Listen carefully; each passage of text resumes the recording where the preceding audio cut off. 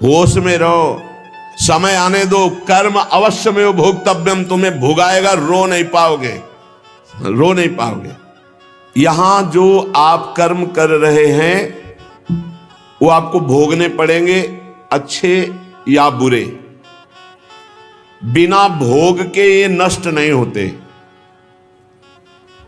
एकमात्र उपाय है, जैसे आपको वकीलों के द्वारा प्रमाणित कर दिया गया कि यहां के वकील है चित्रगुप्त, पूरी सीन सहित आपकी चेष्टाओं को अंकित किया जाता है, वो आपके मन में है, आगे प्रसंग आएगा। और जज हैं यमराज, धर्मराज जी, और दंड अधिकारी हैं यमदूत, और दंड विधान जहां होता है उसे कहते हैं नरक। तो जैसे यहां जज ने कानून से अपराध करने वाले को दंड दे दिया, जाओ तुम्हें फांसी की सजा, राष्ट्रपति का अधिकार है, वो पूरा माफ कर सकता है। ऐसे ही राष्ट्रपति हैं भगवान श्री हरि। अहम त्वाम सर्व पापेभ्यो मोक्षयिष्यामि मा शुचा। अगर शुभ अशुभ कर्मों से बचना चाहते हो तो एकमात्र उपाय भगवान की शरण में होकर नाम जप करो, अन्यथा अवश्यमेव भोक्तव्यम कृतम कर्म शुभाशुभम। सुमति जी अपने पिताजी को बता रहे, यमदूत ने कहा महाराज, मृत्यु लोक में मनुष्य जो पुण्य और पाप करता है बारी बारी से उसे भोगना पड़ता है। बहुत ध्यान से सुनोगे तो आपको बड़ी सावधानी प्राप्त हो जाएगी। जो छोटी मोटी गलतियां आप हंसी खेल में करते हैं वो भी आपको दंड भोगना पड़ेगा। ये पाप और पुण्य बिना भोगे नष्ट नहीं होते कि आपने पाप कर दिया और दान दे दिया तो वो पाप कट गया, ऐसा नहीं है। पुण्य का अलग विभाग होगा, पाप का अलग विभाग होगा। अगर काट सकते हैं तो सिर्फ भगवान काट सकते हैं, भगवान का भजन काट सकता है, दूसरा नहीं। लाखों जन्मों में जो तुमने पाप और पुण्य किया है, जो एकत्रित है, उसका नाम है संचित कर्म।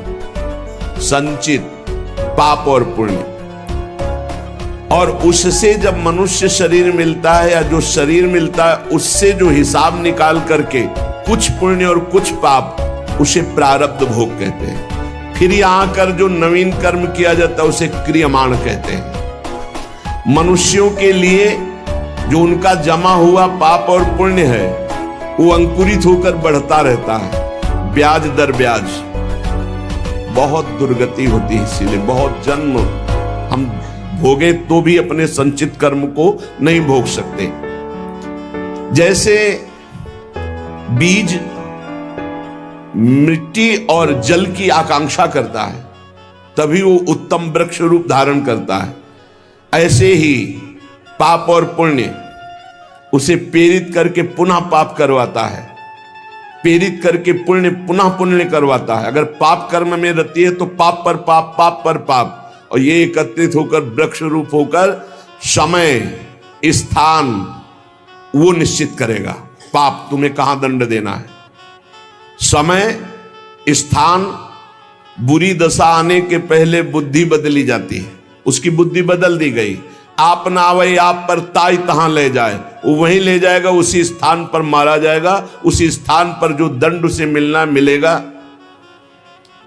जैसे आपने छोटा पाप किया तो आपके चलते समय पैर में कांटा चुभेगा और दुख होगा।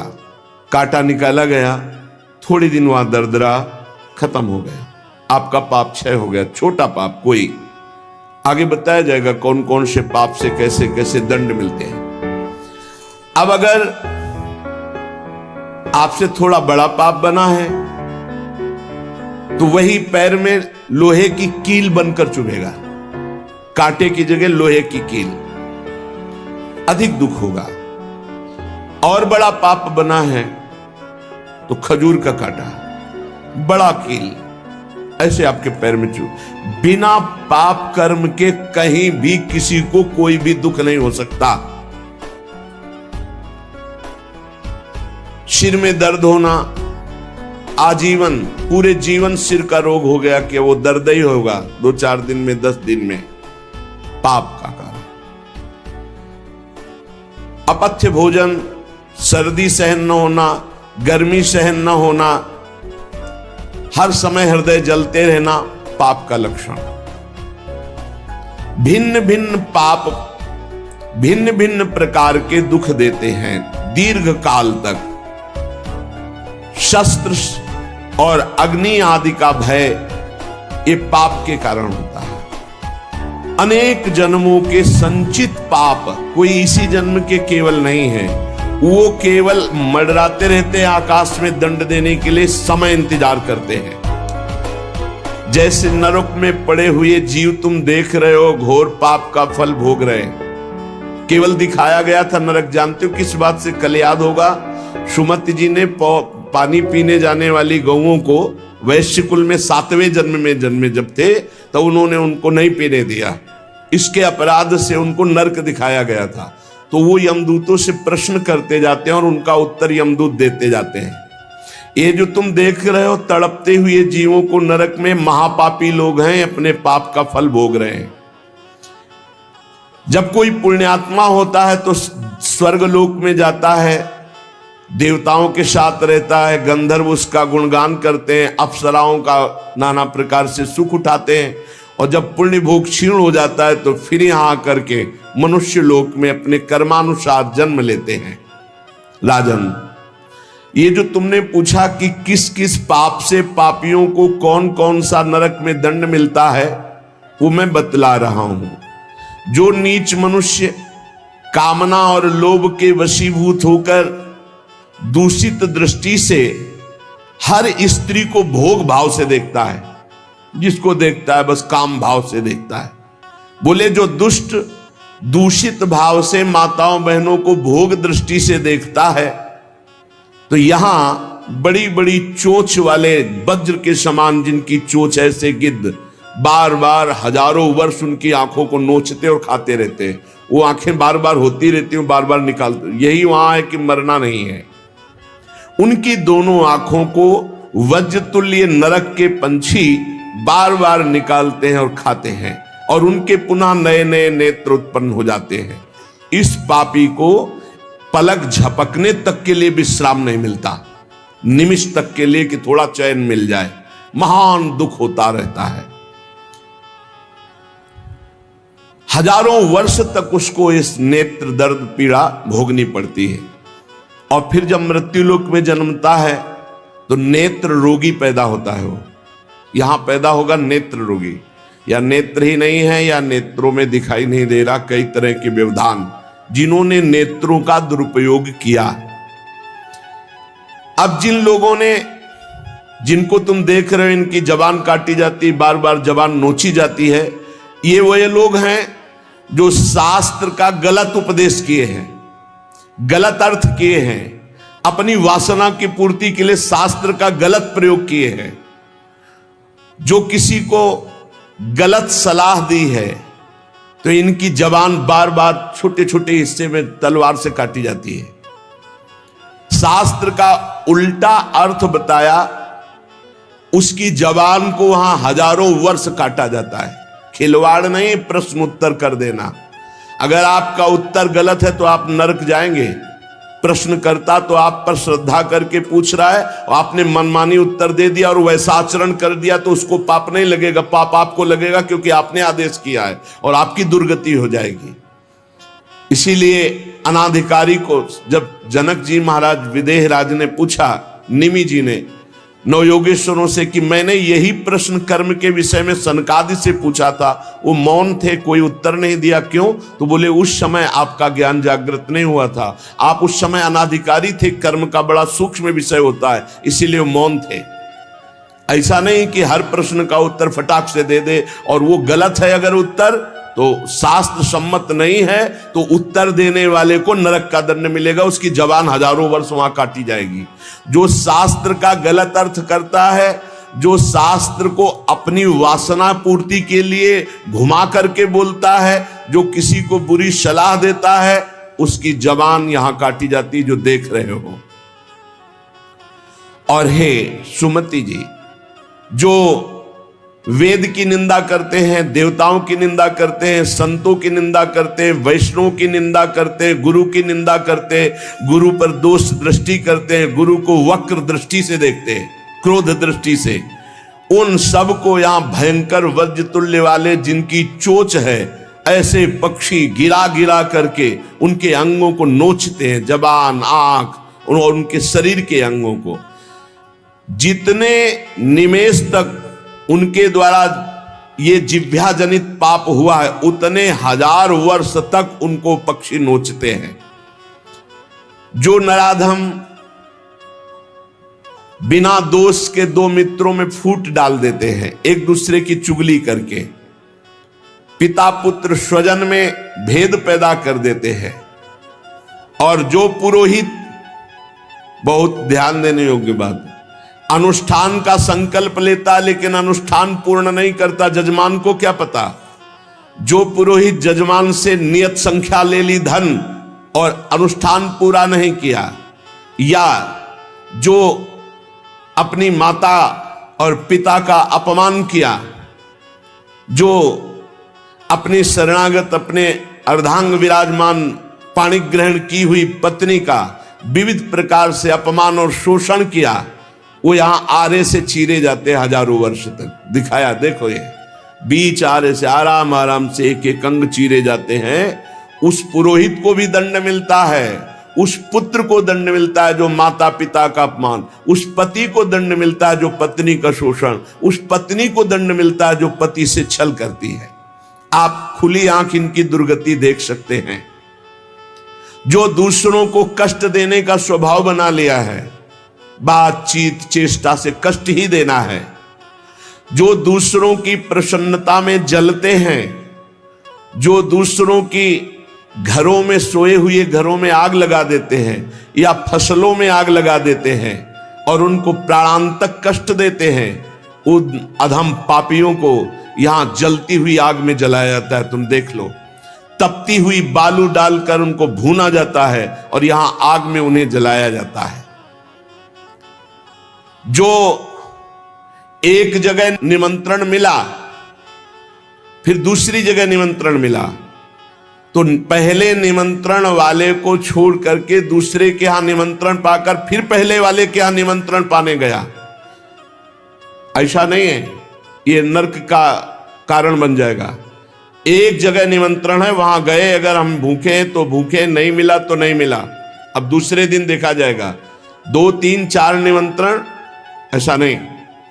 जो ब्रह्मर्षि किसी देव कार्य के लिए, पितृ कार्य के लिए यजमान के द्वारा निमंत्रित किया गया और वो दूसरी जगह भोजन कर लिया, दूसरे निमंत्रण को स्वीकार करके फिर उसके यहां भोजन करने गया, तो उसको यहां नरक में 2 टुकड़े करने वाला दंड मिलता, बार बार उसके 2 टुकड़े। ये बार बार बहुत जगह भंडारा, बहुत जगह निमंत्रण, ये ऐसा नहीं है। सिद्धांत है, तुम भूखे हो तो एक जगह चले जाओ और अपना पेट भरो, भजन करो। ये नहीं कि 5 जगह चले गए तो खूब दक्षिणा 5 जगह की मिली तो सुन लो। ये तस्मा शास्त्रम प्रमाणम, ये शास्त्र है, मनमानी नहीं। पहले ऐसा कभी ब्रह्म ऋषि जन नहीं करते थे। 5 घरों में भिक्षा मांग लो, या निमंत्रण है तो एक जगह जाके पेट भर लो जो रूखा सूखा मिले। ये 14 जगह भंडारा, 14 जगह निमंत्रण, तो उसकी व्यवस्था है। ये नरकगामी बना देगा, बुद्धि भ्रष्ट हो जाएगी। जो सदैव कड़वी बातें बोलकर लोगों के दिल पर चोट पहुंचाते रहते हैं, कुछ लोगों का ऐसा स्वभाव होता है, जब बोलेंगे तो हृदय की पीड़ा प्रकट हो ही जाए, ऐसा उनका है। ऐसे हैं वो, ऐसे बोलते हैं कि अत्यंत पीड़ा दे। ऐसा करने वालों को यहां के पक्षी टूट पड़ते नरक में लाते हैं, नोच नोच करके उनको खाते हैं। जो यहां किसी की चुगली करता है, उसकी जिह्वा तेज छुरे से बार बार ऐसे चीरी जाती है, फिर पूरी हो जाती है, फिर चीरी जाती है। जिन्होंने उद्दंडतावश अपने पूज्य जनों का अनादर किया, उनको मारा, पीटा, गुरुजनों को, अपने गुरु को, माता को, पिता को, बाबा को, पितामह को, ये पूज्य जन है, ये गुरु के समान पूज्य है। जो अपने गुरुजनों को, पूज्य जनों को अनादर करता है, दंड देता है, मारता है, पीटता है, वो देखो ये कुंड बने हैं विष्ठा के, पीब के और मूत्र के। मूत्र का कुंड, विष्ठा का और पीब का, नीचे करके मुख उन्हीं कुंडों में डाल दिया जाता है, ऊपर से पैक कर दिया जाता है। हजारों वर्ष वही खाओ वही सड़ो, कितना भयानक कष्ट है। नीचे के मुख करके उसमें डाल दिया जाता है। जो लोग भोजन बनाने, बहुत ध्यान से सुनो, भोजन बनाना उद्देश्य रखो, यज्ञ है, यज्ञ के लिए भोजन बना रहे हैं। सबके हृदयों में भगवान है, पहले भोग लगाओ श्री भगवान का, फिर दरवाजे पर निकलो और आसपास झांक के देखो, कोई पशु पक्षी, कोई मनुष्य, कोई संत महात्मा, कोई भूखा तो नहीं दिखाई दे रहा। अगर एक गाय है, कुत्ता भी है, तो घर से जाओ, रोटी लाओ, पहले उसे डालो, भगवत स्वरूप मान करके पहले। फिर अपने घर में जो बड़े बूढ़े हैं सबसे पहले उनको पवाओ, बच्चे जो हैं उनको पवाओ। अच्छी अच्छी चीज तुम पालो, बड़े बूढ़े नहीं, अभी आगे आएगा, उनको भी दंड मिलता है। तो जो रसोई बनाए तो उसे भाग लगाना चाहिए, देवता का भाग, अतिथि का भाग, कौवे का भाग, गाय का भाग, और अपने जो पूर्व के बुजुर्ग जन हैं पहले उनकी सेवा।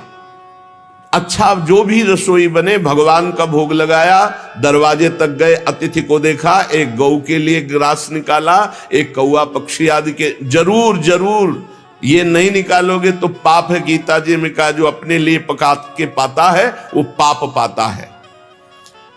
तो जो अभ्यागत, अपने बुजुर्ग और अतिथि, अब कोई साधु महात्मा आया, माना कोई भी हो, वो दरवाजे में पुकारा, राधे श्याम, आप छुप नहीं सकते, आपको निकलना पड़ेगा।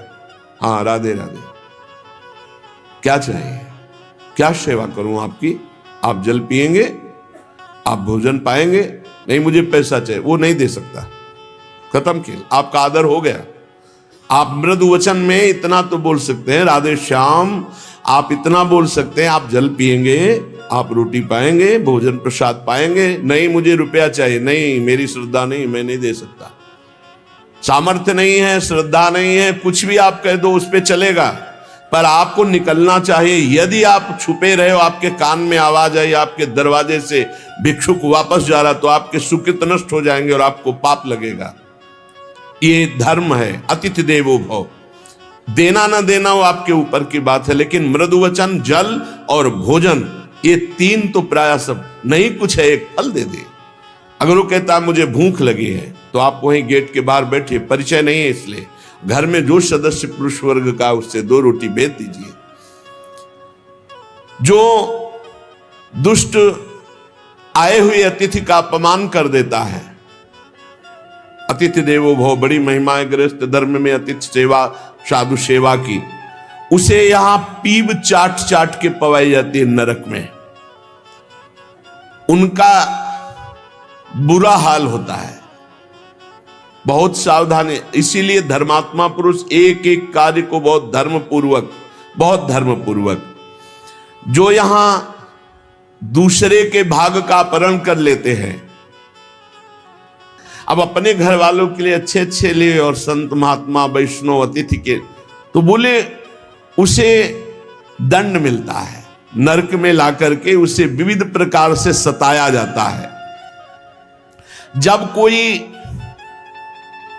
अर्थार्थी शरणागत तुम्हारी शरण में आ जाए और तुम उसके साथ धोखा करो, तो यहां भी दंड मिलेगा और वहां भी दंड मिलेगा। तो कह रहे हैं जो आए हुए शरणागत के साथ छल करता है, तो यहां थूक, खखार, विष्ठा, इसके कुंड बने हैं, इनमें डाल दिया जाता है। आनंद लो, सोचो, थोड़ी देर भावना करो, गटर में पैक कर दिया जाए, आपको मरना है नहीं।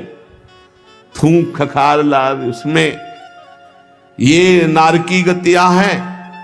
हे सुमति, बहुत ध्यान दीजिए, जो लोग झूठे मुंह और झूठे हाथ देवता का स्पर्श, देवता को प्रणाम, गुरुजनों को प्रणाम। जो लोग ऐसा अपवित्र कार्य करते हैं उनके हाथों को यहां यमराज तिल तिल भर करके काटते हैं। जैसे कोई सब्जी नहीं काटता, ऐसे बड़ी रफ्तार से ऐसे बार बार काटते। अरे ऐसे थोड़ी शास्त्र में हम यहाँ खाए डोल रहे हैं, ऐसे जूता पहने भोजन कर रहे हैं, न कुल्ला न आचमन, ये सब नारकी गति को प्राप्त होने वाले जीव, तभी बुद्धि भ्रष्ट मनमानी आचरण करने। पहले जानते हो गांव में कैसे पंगत पवाई जाती थी, सबके चरण धोए जाते थे।